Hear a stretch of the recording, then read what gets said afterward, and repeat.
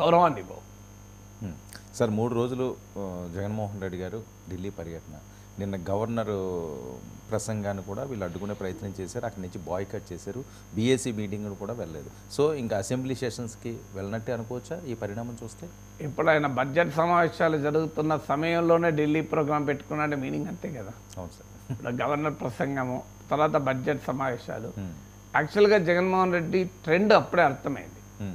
ఆయన ప్రమాణ స్వీకారం చేసి వెంటనే వెళ్ళిపోయాడు. అవును సార్. స్పీకర్ ఎన్నిక, ఆ సాంప్రదాయాలు, ఆ ప్రోటోకాల్స్ కూడా ఆయన పట్టించుకోలేదు. లీడర్ ఆఫ్ ద అపోజిషన్ నాకు ఇవ్వాలి అని చెప్పి లేఖ రాసిన Jaganmohan Reddy leader of the opposition behave చేయాల్సిన రీతిలో బిహేవ్ చేయలేదన్నది విమర్శ కదా. అవును సార్. నీకు లీడర్ ఆఫ్ ద అపోజిషన్ ఇవ్వలేదు, సో 10% అనే రూల్ పెట్టారు. ఆ రూల్ను నువ్వు క్వశ్చన్ చేశావు. నేను కూడా చాలా చాలా వివరంగా చెప్పాను, ఎక్కడ లేదు 10% అని.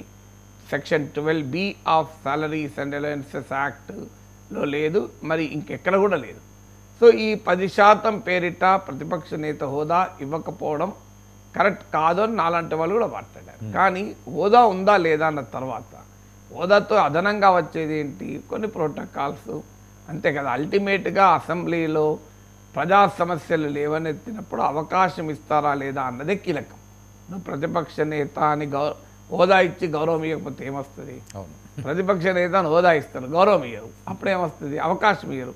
అల్టిమేట్గా అసెంబ్లీలో 164 మంది 175లో 164 అటువైపు ఉండగా, స్పీకరు అటువైపు ఉండగా, స్పీకర్ స్వభావం అందరికీ తెలిసి ఉండగా, సో ఇక Jaganmohan Reddy how does he expect అసలు? సో అందువల్ల ప్రతిపక్ష నాయకుడు హోదా ఉందనుకుందాం. ఉదాహరణకు అజ్యూమింగ్ దట్ ఎస్ 18 ఎమ్మెల్యేస్ ఇప్పుడు 11 గెలిచారు, ఇంకో 7 గెలిచి ఉన్నారు అనుకుందాం. అయినా కూడా జగన్మోహన్ రెడ్డికి అసెంబ్లీలో కలిగే గౌరవంలో తేడా ఉంటుందని నేనేమనుకోను. ఎందుకంటే 23 మంది సభ్యులున్న చంద్రబాబు నాయుడు పట్ల జగన్ ఎలా వ్యవహరించాడో చూశాం కదా, వైసీపీ ఎలా వ్యవహరించిందో చూశాం కదా. కొడాలి నాన్లు, రోజాలు, అంబటి రాంబాబులు వీళ్ళు ఎవరైనా చంద్రబాబు నాయుడు ఒక ప్రతిపక్ష నేత, ప్రజాస్వామ్యంలో ఆయన షాడో చీఫ్ మినిస్టర్, ముఖ్యమంత్రి తర్వాత సభలో అంతటి హోదా, ఆయన గతంలో 14 ఏళ్ళు ముఖ్యమంత్రిగా ఉన్నాడు అని గుర్తించి మాట్లాడారా? వాళ్ళు మాట్లాడిన తీరు మనం చూడలేదా? అవే ఏలనగా అవే ఏ రకంగా మాట్లాడారు? అందువల్ల ఒకసారి మనకు అందుకే మా ధర్మశాస్త్రాలు తత్వాలు చెప్తాయి, ఎక్కడికి పోవు మన కర్మలు మనం వెంటాడుతూనే ఉంటాయని. ఎవరు చేసిన కర్మను వాళ్ళు అనుభవించక తప్పదు అని. సో అందువల్ల వైసీపీ ఎలా వ్యవహరించిందో టీడీపీ అంతకన్నా భిన్నంగా వ్యవహరిస్తున్నాయి అనుకోను. 5 ఏళ్ళ తర్వాత మళ్ళీ మాకు అవకాశం వస్తుంది, మేము చూసుకుంటామంటే రావచ్చు, రాదని కూడా నేను అంటలేను. సో అటు కానీ బట్ రియాలిటీ ఏంటి, 5 ఏళ్ల పాటు మీరు వ్యవహరించిన తీరే ఇప్పుడు మీరు అనుభవించక తప్పదు. అలాంటప్పుడు అనుభవించడానికి సిద్ధపడాలి. నేను చంద్రబాబు నాయుడు అనుభవించలేదా 10 ఏళ్ళు రాజశేఖర రెడ్డి ముఖ్యమంత్రిగా ఉన్నప్పుడు? మామూలు ఫుట్బాల్ ఆడాడు రాజశేఖర రెడ్డి. అఫ్కోర్స్ ఈ రకమైన అవమానాలు అప్పుడు ఉన్నాయా లేవా తర్వాత చర్చ. కానీ అలాగే 5 ఏళ్ళు జగన్మోహన్ రెడ్డి ప్రతిపక్ష నేతగా అనుభవించాడు కనుకనే మళ్ళీ ప్రజలు ముఖ్యమంత్రి చేశారు. చంద్రబాబు నాయుడు మళ్ళీ 5 ఏళ్ళు అనుభవించారు కనుకనే ప్రజలు ముఖ్యమంత్రి చేశారు. అందువల్ల తిరిగి ప్రజల్లోకి పోవటానికి సభను, సభా సాంప్రదాయాల్ని, సభా మర్యాదల్ని గౌరవించాల్సిందే. బాధ ఉండొచ్చు, కోపం ఉండొచ్చు, అసహనం ఉండొచ్చు, ఫ్రస్ట్రేషన్ ఉండొచ్చు, అవన్నీ ఉంటాయి. 11 సీట్లకు పడిపోతుండదా? 151 సీట్ల నుంచి 11 సీట్లకు తగ్గిపోతే ఏకఛత్రాధిపత్యంగా ఏలినాం అనుకున్న పరిస్థితి నుంచి సామంతరాజ్యం కూడా లేకపోతే ఉండదా? ఉంటుంది. కానీ దట్ ఈస్ డెమోక్రసీ అనే ఫీలింగ్ ఉండాలి. ప్రజలే రాజులను చేస్తారు, ప్రజలే ప్రభువులను చేస్తారు, ప్రజలే పల్లెకి ఎక్కిస్తారు, మళ్ళీ పల్లెకి దించుతారు కూడా ప్రజలే. దానికి సిద్ధపడితేనే ప్రజాస్వామ్యం. గెలుపు ఓటములను సమానంగా తీసుకోగలిగా స్థితప్రజ్ఞత ఉండాలి. సో స్థితప్రజ్ఞత ఆ స్థాయిలో ఉండకపోయినా ఎంతో కొంత ధర్మరాజు స్థాయిలో ఉండకపోవచ్చు, కానీ ఎంతో కొంత స్థాయిలో ఉండాలి కదా. సో ఎంతో కొంత స్థాయిలో స్థితప్రజ్ఞతను రాజకీయ నాయకత్వం చూపెట్టాలి.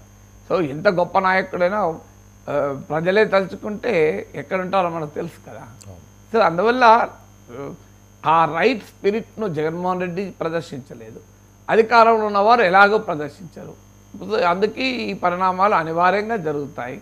సో ఒక్కొక్కటి నాకు లీడర్ తప్ప చేసిన ఇయలే, నన్ను మస్తూదన్ రావు అవమానించాడు, నన్ను అవకాశాలు ఇలా మెల్లగా స్లోగా అసలు అసెంబ్లీకే వెళ్ళకుండా జగన్మోహన్ రెడ్డి ఉంటాడా అనే అనుమానానికి కూడా కారణమవుతుంది. అందువల్ల ఇప్పుడు అసెంబ్లీ సమావేశాలు జరుగుతుండగా ఢిల్లీ యాత్రలు పెట్టుకున్నాడంటేనే అర్థమవుతుంది. 4 రోజుల తర్వాత పెట్టుకోవచ్చు కదా. సో ప్రభుత్వంతో పోరాడాల్సిన వేదిక ఢిల్లీ కాదు, ప్రభుత్వంతో పోరాడాల్సిన వేదిక శాసనసభ, ప్రభుత్వంతో పోరాడాల్సిన వేదిక ప్రజాక్షేత్రం. ప్రజాక్షేత్రంలో అవకాశాన్ని వదులుకొని నీవు క్రికెట్ ఆడాల్సింది క్రికెట్ గ్రౌండ్లో, సినిమా థియేటర్లో కాదు. Cricket should be played on the ground కదా, అక్కడే ప్లే చేయాలి. నీకు you cannot play somewhere else. So ఎక్కడ ఏది చేయాలో అదే చేయాలి. అందువల్ల సభను వదిలేసి ఎక్కడో ఢిల్లీకి వెళ్ళి కంప్లైంట్ చేస్తా అంటే హీల్ సమ్ పబ్లిసిటీ, కానీ ప్రభావం ఉండదు. సభకు వచ్చినప్పుడు రకరకాలే ఉంటాయి, కానీ ప్రజా సమస్యలే ఆయుధంగా, ప్రజా సమస్యలే కవచంగా చేసుకొని పోరాడాలి. అప్పుడు నీకు ప్రజలే రక్షణ ఉంటుంది కదా. నిన్ను కొడితే ప్రజలకే తాకాలి, నీవు కొడితే శత్రువుని కొడితే శత్రువుకే తాకాలి, శత్రువు నిన్ను కొడితే ప్రజలకే తాకాలి. ఇప్పుడు జగన్మోహన్ రెడ్డి ఆంధ్రప్రదేశ్ ప్రజలకు సంబంధించిన అనేక సమస్యలను తనకు కవచంగా ధరించి అసెంబ్లీకి వెళ్ళాడు అనుకోండి. కూటమి తెలుగుదేశం సభ్యులు ఏ దాడి చేసినా ఎవరికి తగులుతుంది? ఆయన తగలదు, కవచాన్ని తగులుతుంది, ప్రజలకు తగులుతుంది. అందువల్ల ప్రజా సమస్యలే కవచంగా చేసుకొని అసెంబ్లీకి వెళ్ళడమే ఆయనకున్న పరిష్కారం తప్ప యుద్ధభూమి నుంచి పారిపోయి నేను నాకంటూ సెపరేట్ యుద్ధభూమి తయారు చేసుకుంటా అంటే దట్ డజంట్ బెనిఫిటింగ్. రాజకీయంగా ఎంతవరకు ప్రయోజనం ఉంటుందా అనేది ప్రశ్నార్థకమే. సార్, ఢిల్లీలో ఉన్న ఈయనకి ప్రయారిటీ ఇచ్చే ఛాన్స్ ఉంటుంది సార్. 3 రోజులు పర్యటన అంటున్నారు, రాష్ట్రపతి అంటారు, ప్రధానమంత్రి అంటారు, అమిత్ షా అంటారు. ఇప్పుడు అక్కడ పార్లమెంట్ సెషన్స్ జరుగుతున్నాయి. ఢిల్లీలో